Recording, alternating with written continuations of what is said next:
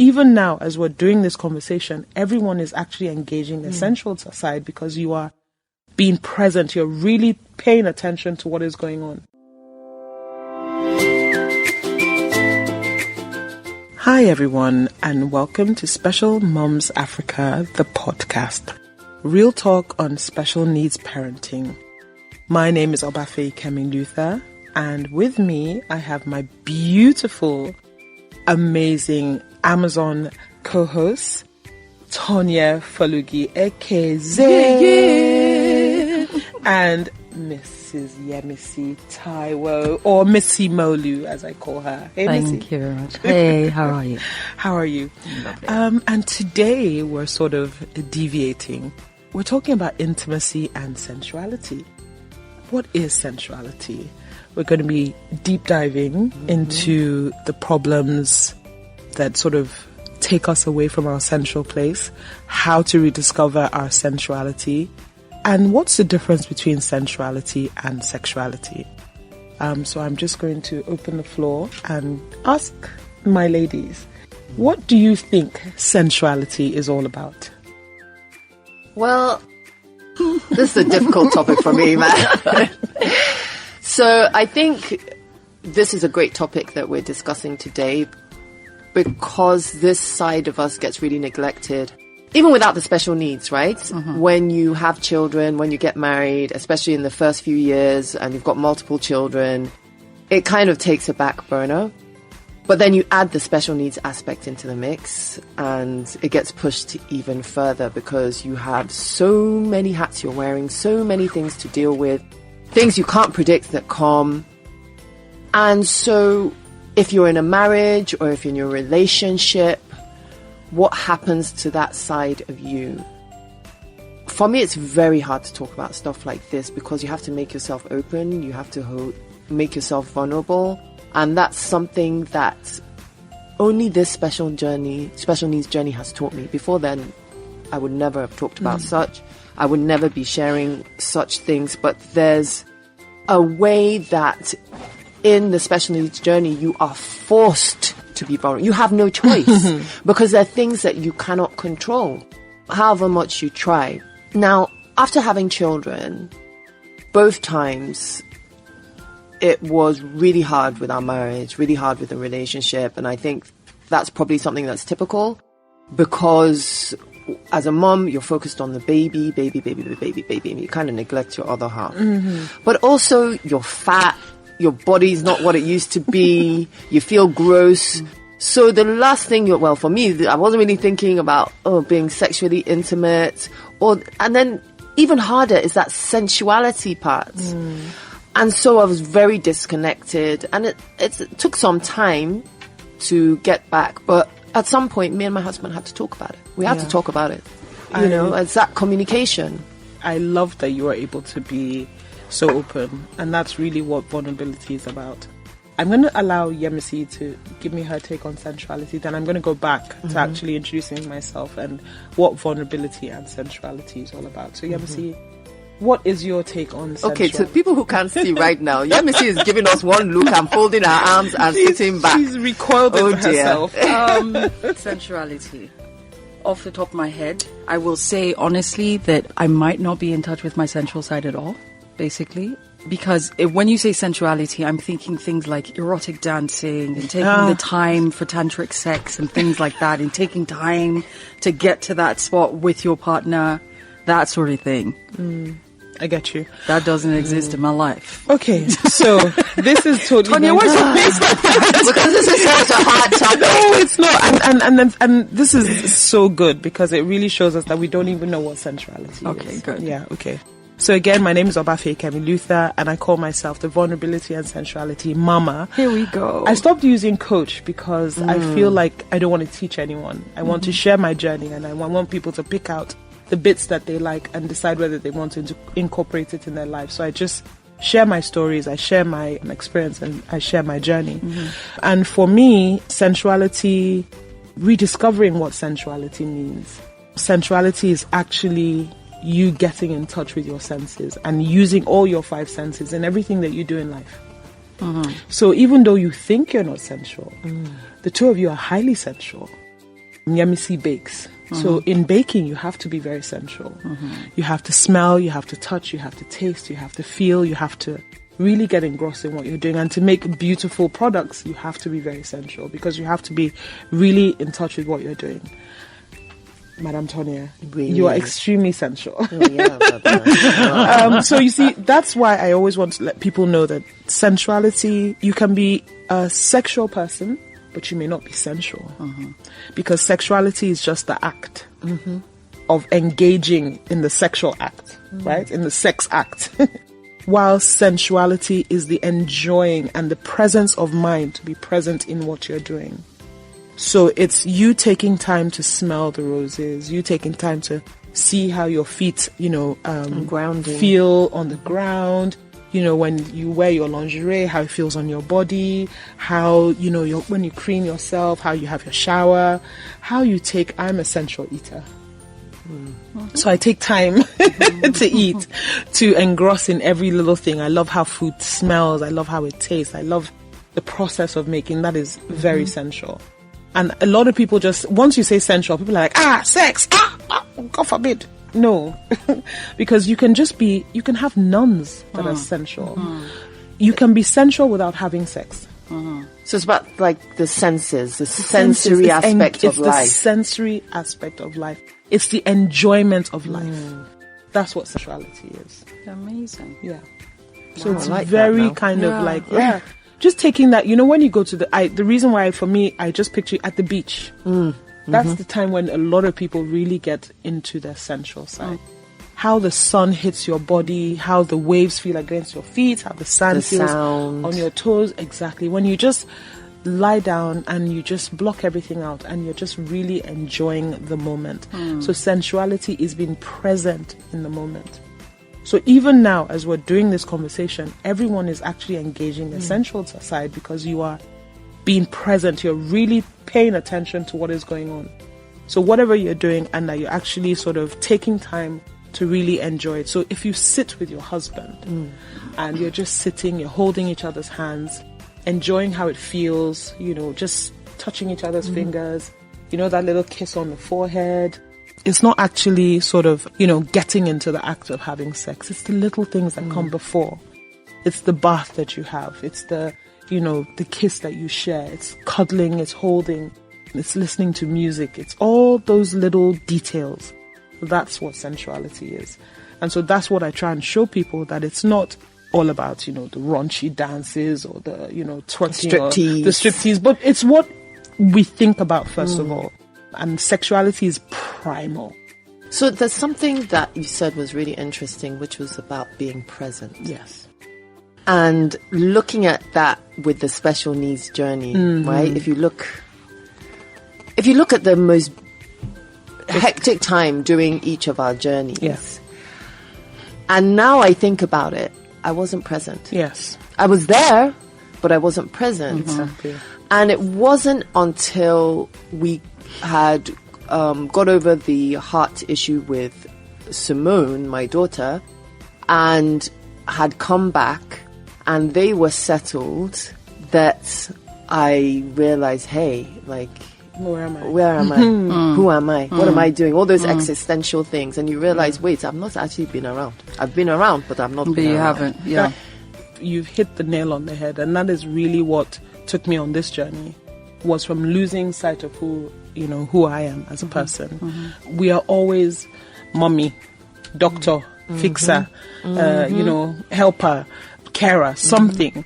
But what happens to the person? Everyone asks me, why Obafeyikemi? Why did I start using my name? And that was part of the journey. It was me remembering the essence of who I was as a person. And I think as special needs parents, we don't get enough opportunities to just be able to sit still and just be. It's always about the child. It's always about, the situation. It's always about, what appointment are we running to? What therapy are we having? There's always something. Yeah. Always. Yeah. So how do we separate? Because even when you're still, your mind is not still. Exactly. And we live in an environment, in Lagos especially, right? Where there's always a million things happening. if you're going from here to there, there's so much traffic. The generator is sounding. This one is shouting to someone outside the window. There's so much. There's always something going on. There's so much going on. So to find that stillness, because when you're in your house, there's so much happening. When you're outside your house, there's so much happening. And there are many demands on daily life that we are facing, because it's not just the normal life. We have that additional need. Does it matter? Does it really have a place? Is it worth it? Is it essential? Because doesn't it, for me, right, just based on that question that you've just asked now, I would be like, it might become overwhelming. You know, when you're like experiencing every single part of it, it's almost like you have to compartmentalize your life to say, at this period of time, I'm dealing with this. At this period of time, I'll deal with this later, basically. Because when you talk about sensuality, I'm like, I don't have time for that. But let me ask, that's what I'm thinking. Like, where do I find? Wait, I want to ask you guys one question. It's the question I ask like everyone that I come in contact with, who I say to them, if something happens to Tonya or Yemisi today, doesn't life continue? Right? Yeah. So in all your busyness, there is time. Because when you think about the fact, and we've spoken about this in one of the other episodes, about the fact that we always have to realize that we have to think more than other parents about what happens when we're not there. So that's the reason why it's so important to make that time out. Because all the busy moments, it doesn't add anything on, right? But the time that you take to remember to love yourself, to care for yourself, adds on life. And it improves the quality of life. The quality. From there. It has a knock-on effect. It has. And it also helps your children. Because when a parent or a carer is in good mental and physical, state, it helps. It's contagious. It is. And that's one thing, because one of the first things that I learned was that when I was in a place of utter terror, of utter sort of like breakdown, anxiety, it affected everyone. It affected my husband, it affected my children. My children were constantly, especially my youngest, I saw it in my youngest the most, he would cry for no reason. And I didn't understand, but he was feeling my pain. But once I started to heal, once I started to look after myself, once I started to prioritize, and it sounds so counterintuitive, right? That in my becoming selfish, right? In my becoming selfish, selfish seems like such a bad word. A strong word. Yes, but it's not. Yeah. In my loving Obafeyikemi, my caring for Obafeyikemi, I started to become calmer. I started to become less anxious, and that passed on to the children. I remember the day that I even saw them. They were smiling. They started laughing. I was away for them for such a long time. And every day before I would call them, there were threats of fighting and this and shouting, and there were constant arguments. But once I started changing, and this is from a long distance, like, I was in another country, they were in another country, but the effects started to, trickle down. And so that's why I ask you, what's the cost? If all these busy things, all these things that we do to fill our calendars, if your body begins to break down, if your mind begins to break down, what's the cost? The cost is that you may not be around. Yeah, that's true. But taking that hour, that 30 minutes, just self-care, Tonya time, Yemisi time, is very important. And that's just a moment. I mean, it's not nothing big. It's not big production. You don't have to book into a spa. You don't have to. It's just shutting down, even if it's sleep, even if it's just going outside and just smelling fresh grass. So smelling fresh grass. It's really just finding that openness and that presence in every little thing, right? And appreciating everything out there. It's not like, it doesn't have to be big gestures. It doesn't have to be this grand thing you're going to do. It doesn't have to take a lot of planning. No, it doesn't. Now, I'm kind of interested in how then that leads into the sexuality. Okay. Because, men are very, visual, very sexual. I mean, women are very sexual too, but in a different way. And men can switch on just like that. But we are busy wearing all the hats, dealing with all the additional things that have to go with the special needs. And you make commitment to somebody, which also means a commitment to, being sexual, to having an intimacy in the relationship. But you may not feel like it. May not be in a good headspace. And that might be ongoing, which then brings huge problems into a marriage. How does that play out? Like, how can tapping into that sensuality help or affect that sexuality and that intimate relationship in relationships, in marriages? Yeah, I want to know. Well, I think the two of you answered the question actually at the beginning when you said, who has time for that? Like, who has time to even think about that? Now, think about if you go into your marriage or your relationship with that attitude of, please, I can't be bothered. I have too many things to do. So you're not even making time for your partner. Now, little moments as in like little dates, letting the nanny take care of the children. What if there's no nanny? Yeah. They're grandparents. You have someone. What if there's no grandparents? Look, let me tell you the thing. I think that you will always find a solution. Even if it's time when they're in school. If you want. Or gone to bed. Or gone to bed or something. If you really want it to happen. Think about now, both of you are business women. Like, you have your business, you're running your different 10 empires. When you need to I have seen Yemisi when she needs to get to school and when she needs to get to the set, nothing stands in her way, right? Now, the same passion that you put into that, you put into rekindling, whether it's a new relationship, whether it's, your marriage or whatever it is, just 30 minutes of you. And again, as I said, it's about you. It's not about him, it's about you. Now, when you begin to show love to yourself, when you begin to care for yourself, you start paying attention to how you look. And it's not the eyelashes, the whatever. It's that there's a way that a woman radiates when she has cared for herself, when she has poured love into herself. Before I used to laugh at that, you can't give what you don't have. You really can't. Now, if you're not looking after yourself, if you're not giving yourself that love, there is no way that you can show that to someone else. So now he's going to, of course, men, for them, it's just, the thing is there. Yeah, but when you want to have you want to enjoy the whole experience of having, I'm not going to even say sex, making love to your partner. That's where sensuality comes in. So it's not just, we're going to wham bam, thank you, ma'am. So we're going to think about, what happens beforehand. We've had a nice shower. We've put the candles. We've taken a moment out for both of us. The conversation, because even from conversation, just little conversation, intimacy and sensuality starts from just being able to tell your partner the truth. That's deep, man. That's very deep. Are we even truthful with ourselves?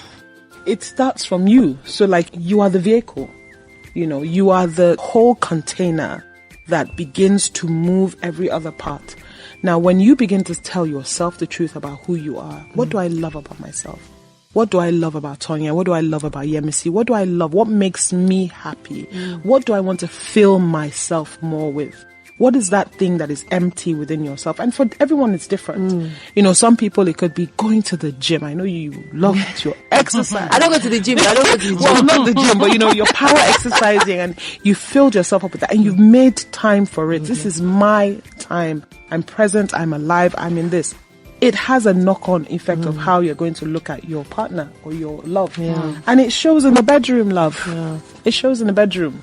So it's also that kind of mental narrative that we have with ourselves, what are we telling right? Ourselves? Because when you said that, I realized, wait, I have a very negative narrative. Extremely, like my narrative is almost 100% negative. Yeah. Wow. About myself. I find beating that hard yourself to up. Yeah. With occasional positive. But, I actually think, because you're hard on yourself. I'm very hard on myself. I'm probably harder than anybody else. And really, that's not really very helpful.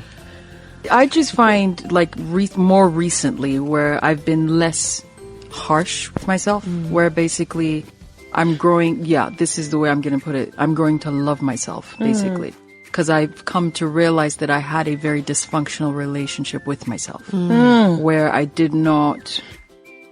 I know this sounds cliche, but when you just have no value, worth at all for yourself, at all, basically. Now I have conversations, which has happened recently. I have conversations with people from my past. And the conversation is different because they're having the same conversations we had back in the day. I'm like, hello, I'm sorry. We can't be doing Who are this. you speaking to? I don't understand, like, what's going on. And I had a repercussion from that sort of conversation yesterday where the person flipped out. And the person was like, you know what? You just do you. And I was just like, I will, okay. Thank you. Bye. You know, that sort of thing. But the thing is, we're doing, you know, so it's like the relationship was very much this person expecting it to function Like how it before. functioned back in the day, which was very dysfunctional. I was a completely, and I will say it now, a completely different person who lived in fear and negativity and self-doubt, and it was just bad. So would you say that, you know, it's really interesting, this conversation. I keep saying that because there's so many like levels to it, because intimacy and sensuality, sexuality is also with yourself. Yes. So would you say that you were able to make this transition, or the impetus was because of Alex, or this journey, or is there something specific in it that you realize, hey, I have to change? It's a very, very big factor. It's a very, very, very big factor, because the way you were saying it one period of time where you were just existing without actually being there was the exact same way, because a lot of experiences, and I've just come to realize that in the past few months, a lot of experiences have happened and it was it was like an out of body experience where it's like it's happening. And I had to make the conscious decision. I was on a particular set recently and I was so excited. I told 2 people, that's how excited I was, instead of calling everybody and be like, oh my goodness, you won't believe what's just happened. I was on the set and I had to make a conscious decision to be like, pick up your camera, film this, take pictures, make sure you actually, make note, memories, and just log this in, that this is actually happening, because so much has happened where I'll just be like, yeah, okay. I was there. Yeah, okay. Yeah. You know, that's familiar. as opposed to actually immersing myself in the experience, basically. So now having Alex is the sort of thing whereby I'm paying more attention, even though I feel like, yes, I'm doing the best I can. Now I sit down and I'm like, no, there's so much more to do. There's so much more I should be paying attention to. I actually, for a whole week, I pulled him out of school. For no reason. I pulled him out of school and I was just like, okay. And I'm sitting with him and I'm taking time and I'm spending time with him. And then I'm realizing, I was like, wow, Yamasi, you dropped the ball. There's so much. Because I'm like, my boy is a smart boy. He can do this, he can do that, he can do this, he can do that. When I sat with him and I'm going through different exercises and different things, and these are fun things that he's doing, but they're educational at the same time. And we're looking at different things and I'm like, my dear darling, I'm sorry, but I failed you. Wow. Because I'm like, there's so much more. You should have gotten so much further than this. If only I had been It's that more. guilt. Yeah. Let me push back on that a little bit. Now, I feel like if all these things that you're saying, if we had been in touch with sensual Yamisi, if Yamisi had loved herself, if Yamisi had paid attention to herself, if she hadn't ignored herself, if you hadn't given so much of yourself to others, which is going back to where sensuality and the special need parenting is, a lot of us actually didn't fail our children, we failed ourselves. And we blame ourselves too much. And this is where, for me, and I think I try to do that with Kamara's talk as well, is to let people know that we focus so much on the children. But what happens to the mom or the dad? What happens to the actual people that brought the kids? They're going to be fine, I'm telling you. You need to be fine so that you can be fine for them. Yeah. So you need to be gentle and kind with Missy. You need to be kind to Tonya. You need to be kind to Obafeyikemi first. Because it's in that kindness that you're then able to pick up all the balls, and it won't be bad that you drop the balls. It'll just be a remembrance that, oh, I don't have to blame myself. I just didn't have the tools. But now you have the tools. So you know what's going to happen next. I know. It's such an interesting topic, and I'm really glad we have it. So we're going to wrap it up, right? Yes, so we're with going the to quickly honest do truth. honest truth, and we're going to go around, and everyone's going to tell a truth. about intimacy as quickly as they can, about sensuality, their sensual side, lack of sensuality, vulnerability, or something vulnerable about themselves. Oh, am I first? Yes. So it has to be something you've thought of, but you've never said out loud. So the intimacy, sensuality, for me, it's that constant narrative that people may know, but I never talk to them about, which is you must always present yourself as a strong person. You must always present yourself as a strong person. I think that that's something probably even without the special needs, that's been a narrative. You know, in fact, my sisters used to tease me that I was just like a machine. And emotionally just not there. But it's just a mechanism. So for me, and that's why now I can confidently say that I do not like being called a superwoman. Oh, okay. I do not like that term. I don't use that term with other women. And it's that understanding, yes, while I might be a strong black, Nigerian woman, whatever you want to say it, that is just my mechanism for coping. And I am vulnerable, and I'm still going through that journey of, you guys think I'm okay, but I'm not okay, and even though I appear okay, I may not be okay. And it's okay to say that. Yeah, and it's okay to not be okay. Thank you so much for that today. Let me see. Oh my God. Vulnerable. Sort of tying in with what Tonya is saying, definitely not the same thing, because, okay, I'll be quiet. But for me, I feel that this might be the first time I've ever said it to anybody, or you don't say, but I feel like, Jesus Christ the Lord, okay. She called the name of the Lord, the name of the Lord. A complete and absolute failure, right? Because I feel like I'm always struggling. No matter what it is. It's like, but the thing is, it's happening, it's getting better, right? It's a process. It's a process, but the process of always feeling like a failure and then... Or thinking that it's going to fail anyway. Yes. But so it's getting to the point where it's like, okay, yes, no. Say that you're going to do it and do it. As opposed to say that you're going to do it. These books, I have so many ideas, multi-million-dollar ideas, this and that and whatever. And sometimes I open one of them from like 5 years ago and I'm like, why didn't you do that? Why didn't you just follow through? Why weren't you just consistent? That constant, you're not going to be able to do it. You're not going to be able to achieve it. And then being in a relationship that kept literally just hammering that into me to be like, you're a failure. You're useless. You're never going to amount to anything, right?